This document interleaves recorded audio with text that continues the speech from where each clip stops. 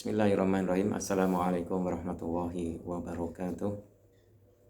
Alhamdulillah, innal hamdalillah nahmaduhu wa nasta'inu wa nastaghfiruh wa na'udzu billahi min syururi anfusina wa min sayyiati a'malina. May yahdihillahu fala mudhillalah wa may yudlil fala hadiyalah. Asyhadu an la ilaha illallah wahdahu la syarikalah wa asyhadu anna Muhammadan abduhu wa rasuluh. Pemirsa, sahabat kaum muslimin dimanapun Anda berada, jumpa lagi pagi hari ini. Seperti biasa, sepekan sekali saya akan membacakan lanjutan makalah dari pembacaan kitab Nashahul Ibad karya Syekh Nawawi Al-Mantani. Semoga dengan pembacaan ini bisa memberikan manfaat bagi kita semua, khususnya bagi diri pribadi kami. Kita bersyukur pada Allah Subhanahu wa taala diberikan kenikmatan, nikmat iman, nikmat Islam, serta diberikan karunia waktu, kesempatan pada kita semua untuk senantiasa menambah bekal keimanan dan ketakwaan kita kepada Allah Subhanahu wa taala. Semoga pemirsa semuanya, sahabat semuanya bisa sehat dalam kondisi yang lapang dalam kehidupan, dalam urusan sehari-hari, dimudahkan oleh Allah Subhanahu wa taala. Salawat dan salam kita sampaikan, kita sanjungkan dan kita puji-pujikan untuk baginda Sayyidina wa Maulana Muhammad wa ala alihi serta keluarganya dan para pengikutnya yang memiliki amal. Dan kita senantiasa berdoa memohon semoga nanti kita termasuk orang-orang yang mendapat syafaat dari junjungan kita Nabi Muhammad Shallallahu Alaihi Wasallam. Pemirsa semuanya, baiklah kita lanjutkan pada pagi hari ini. Kita masuk pada makalah yang ke-10.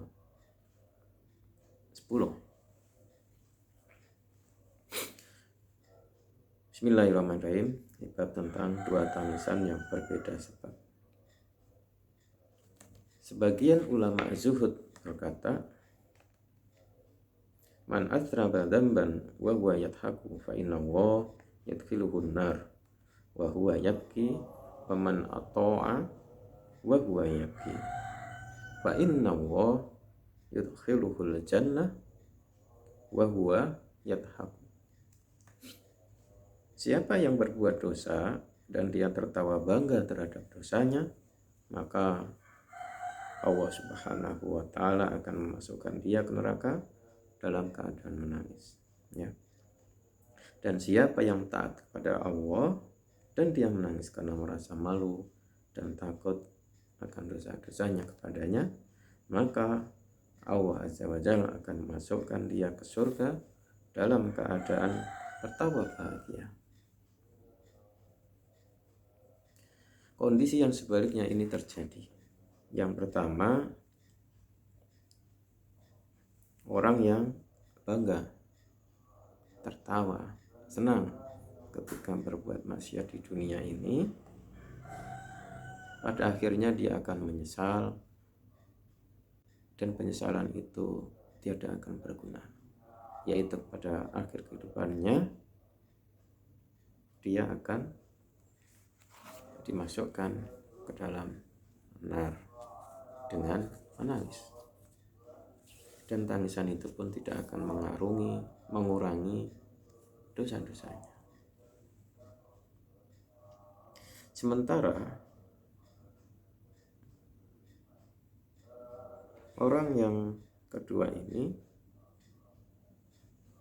orang-orang yang beriman kepada hari akhir, orang yang beriman kepada jannah, orang-orang yang beriman akan qada dan qadar, orang-orang yang beriman kepada yaumul qiyamah, mereka tekun, mereka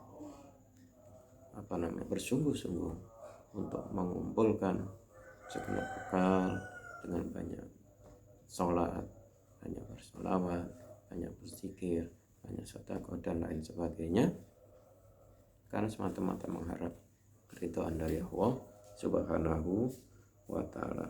Maka mereka nanti akan mendapatkan ampunan oleh Allah Subhanahu wa ta'ala dan dimasukkan ke dalam surga dengan bahagia.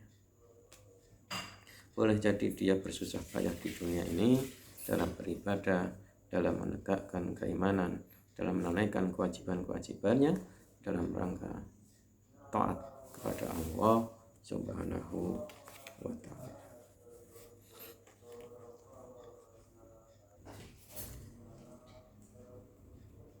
Dan kita lanjutkan untuk yang poin 11, yaitu akibat dosa yang kecil. Orang-orang bijak pernah mengatakan, la tafiru dunuba sigoro fa in tatasyaba min hadnubu kibar wa aidon rubama yakunu ghadabuhu fi tilka sigor. Janganlah kalian meremehkan dosa-dosa kecil, sebab dosa-dosa kecil itu dapat melahirkan berbagai dosa yang besar. Dan siapa tahu dosa kecil itu bisa menimbulkan murka Allah Subhanahu wa ta'ala.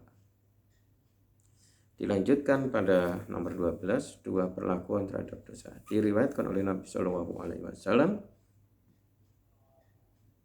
la sabirota ma'al israr wala kabirota ma'al istighfar.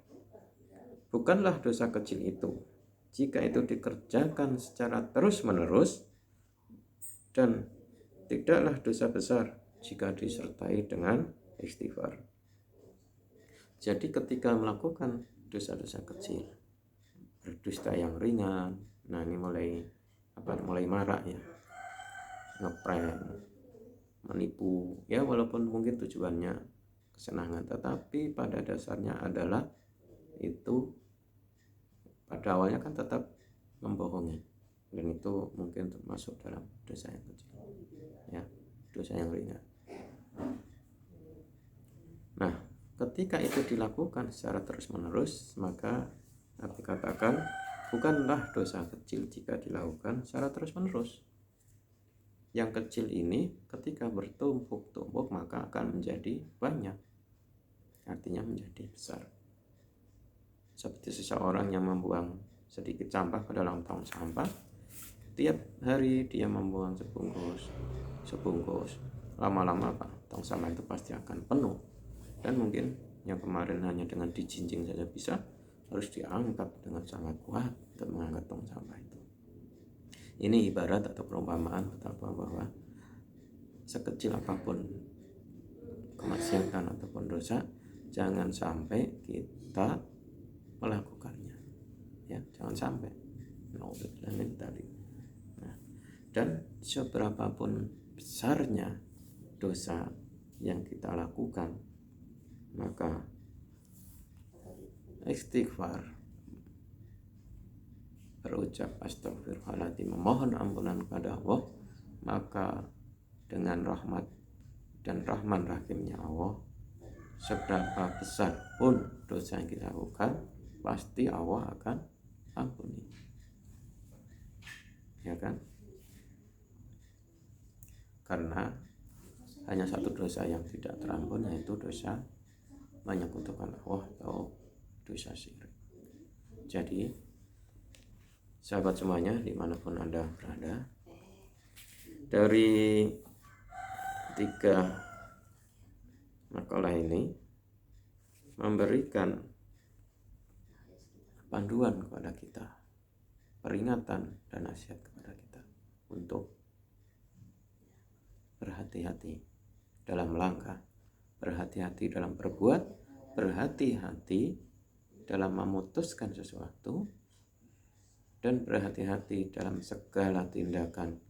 Jangan sampai kita terjerumus dalam dosa baik kecil maupun besar, yang mana kita semua tentu berharap bahwa kita semua diampuni oleh Allah Subhanahu wa ta'ala.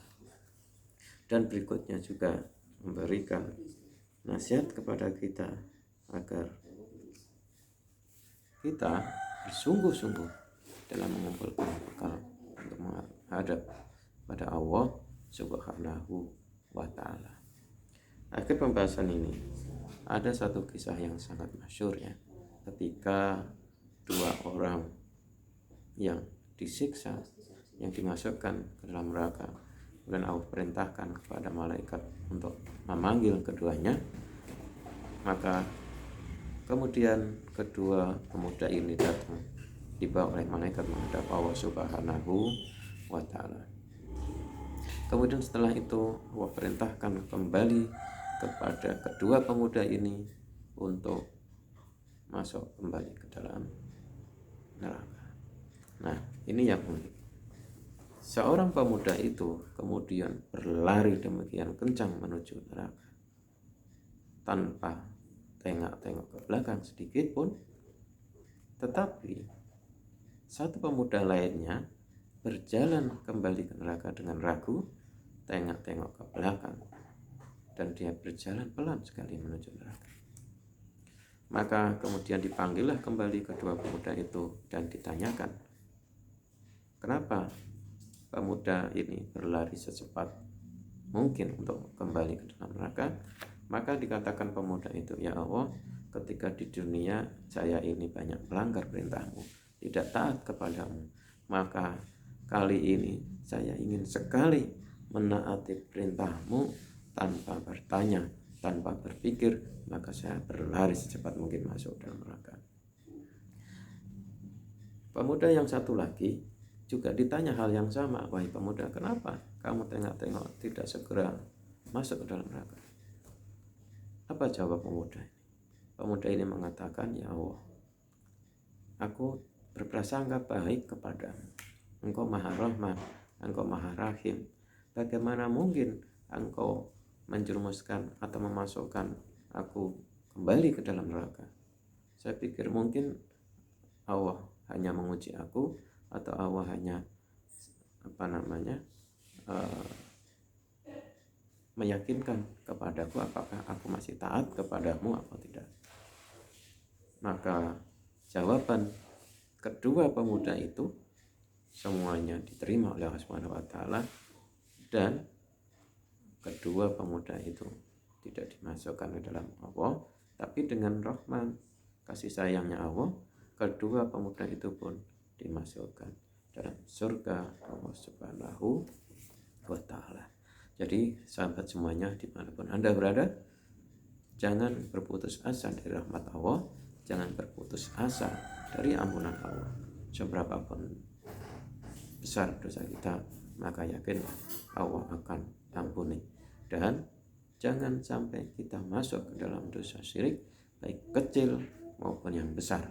Kita harus berhati-hati, kita harus pandai memilah dan memilih mana yang kadang kita tidak sadar terjerumus ke dalamnya, maka kita tentu harus berhati-hati. Nauzubillah min dzalik. Demikian pembacaan kita masuk pada pagi hari ini.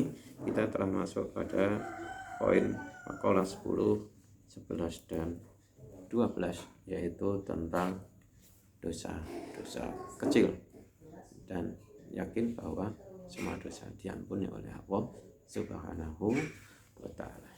Alhamdulillahirabbil alamin. Kita akhiri dengan doa subhanaka wa bihamdika asyhadu an la ilaha illa anta astaghfiruka wa atubu ilaik. Billahi taufiq wal hidayah. Wassalamualaikum warahmatullahi wabarakatuh.